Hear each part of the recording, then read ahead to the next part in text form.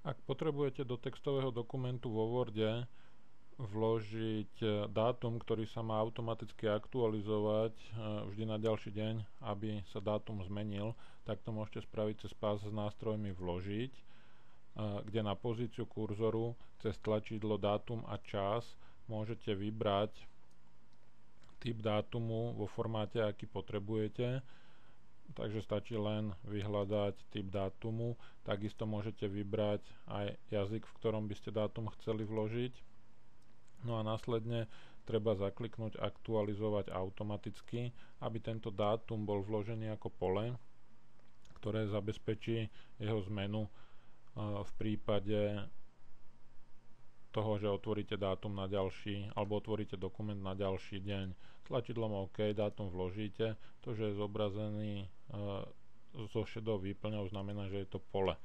Ak by sme teraz vložili takisto aj čas,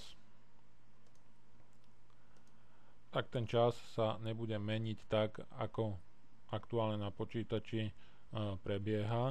Ak by sme súbor uložili a znovu otvorili, tak ten čas bude zmenený. Polia môžete aktualizovať aj ručne, takže keď do pola kliknete a stlačíte klávesu F9, tak sa čas zaktualizuje. Taktiež môžete využiť pravý klik a príkaz aktualizovať pole. Tým pádom sa čas zmení.